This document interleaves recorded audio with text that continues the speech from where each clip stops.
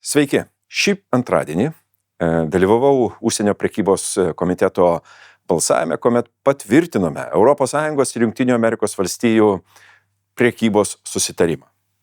Solidžia balsų persvara buvo priimtas iš tikrųjų svarbus dalykas, kadangi transatlantinė prekyba yra pernelyg reikšmingas ir svarbus ekonomiškai dalykas, su kuriuo tikrai neapsimoka žaisti. Mums reikia stabilumo, aiškumo ir gebėjimo numatyti ateities įvykius. Kągi, duotas, kaip sakyti, pritarimas tam susitarimui, kuris jau buvo štai ir praeitais metais pasiektas, buvo įvairių čia dėlionių, abejonių ir panašiai. Kągi, aš manau, kad tas sprendimas, kurį padarė Tarptautinės prekybos komitetas, yra geras. Šalia to reikia pasakyti, kadangi jis numatyta, kad šis susitarimas baigėsi 28 metų viduryje, mums jau reikia dabar pradėti kalbėti su Vašingtonu, o kas bus po to. Nes tarptautinė prekyba labai mėgsta prognozuojamumą. Prekyba apskritai yra, aš sakyčiau taip, skaičių dėlionė. Todėl skaičiai turi būti tikslus ir jie turi būti sudėlioti tada, kada to laukia ir gamintojai, ir prekybininkai, ir vartotojai.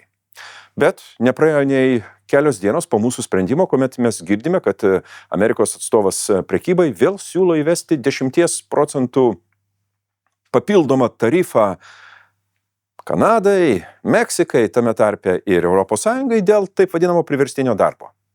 Iš tikrųjų, padarė kažkokį tai tyrimą, nustatė, kad tam tikros prekės pagamintos valstybėse, kurios vartoja ir naudoja priverstinį darbą, buvo importuotos į ES.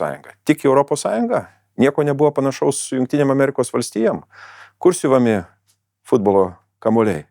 Kur gaminami sportbačiai ir panašiai? Jeigu, aš sakyčiau taip, toks politinis ekonominis šantažas tęsis, nemanau, kad bet kokie susitarimai su Vašingtonu bus stabilus ir naudingi abiem pusėm. Tikiuosi, kad taip neįvyks. Bet laikas parodys. Šią savaitę kreipiausi į Europos komisiją dėl 600 000 ir matyt daugiau duomenų vagystės Lietuvoje. Tai, kas įvyko Lietuvoje, yra didelio masto nusikaltimas prieš Lietuvos piliečius, prieš tos, kurie tikėjosi, kad jų asmeniniai duomenys yra saugus, apsaugoti ir bus naudojami tik su savininko sutikimu. Deja. Lietuvos valdžia įvairiom manipulacijom ir nutilėjimais, pavėlavimais, nieko nedarimu sukūrė dar sudėtingesnę situaciją. Tačiau ES yra Europos mastu reglamentuojama duomenų apsaugos politika. Todėl visiškai logiškai aš kreipiausi į Europos komisiją, beje, kartu su savo kolega Dainium Žalimu, prašydamas, kad Europos komisija išsiaiškintų,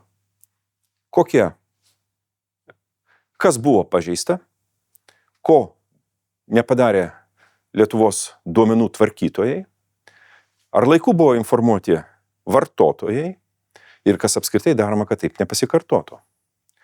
Europos komisija turi padaryti šitą užklausimą Lietuvos vyriausybei ir gavusi informaciją atsakyti mums. Juo labiau, kad pati Europos komisija turi nustatyti pažeidimo mastą, įtaką vartotojų duomenų apsaugos, kitaip sakant, jų teisių pažeidimui. Labai tikiuosi objektyvaus, greito ir taip laukiamo atsakymo, kadangi Vilniuje tokio atsakymo negausi. O jeigu paklausi, iš karto bus keli variantai ir galėsi pasirinkti, kuris tau artimesnis.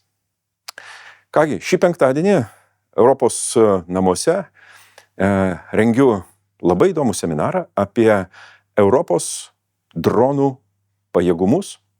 Kitaip tariant, ar Europa pasiruošusi imtis atitinkamų priemonių, naudoti dronus atitinkamuose gynybos veiksmuose, ar jinai turi pakankamai antidroninės gynybos. Ir jame dalyvaus mano kolega Reinis Pozniaks iš Latvijos, jisai beje ruošė pranešimą Europos parlamente. Ar ne, dabar šio pranešimo pagrindu Europos komisija paruošė veiksmų planą. Bus labai įdomu pamatyti, jo vertinimus išgirsti. Beje, Latvija yra toliau pažengusi negu Lietuva. Dronų naudojame ir apskritai antidroniniai gynyboj. Girdėsime ir Latvijos ekspertų šitoje srityje pasisakymus. Dalyvaus Lietuvos ekspertai ir Ukrainos ekspertai. Pakviečiau ir juos, kurie papasakos savo patyrimą. Beje, aš asmeniškai esu suvedęs Lietuvos karo atašė su Ukrainos atitinkamais ekspertais, kurie pasisiūlė atvažiuoti į Lietuvą, perduoti pirmos, kaip sakyt, rankos patyrimą Lietuvos pusėje. Ar jie atvyks, kada atvyks, nežinau, tačiau padariau viską, kas yra mano galimybėse, kad taip atsitiktų. Tikiuosi, kad mūsų diskusija bus naudinga ir svarbiausia Lietuvos valdžios atstovai, kurie dalyvaus. Aš tikiuosi, kad jų sprendimai po to bus atitinkami, nes mums visiems reikia saugumo ir aiškumo. Kągi, šį kartą tiek. Linkiu Jums gražaus saulėto savaitgalio. Iki kitų kartų.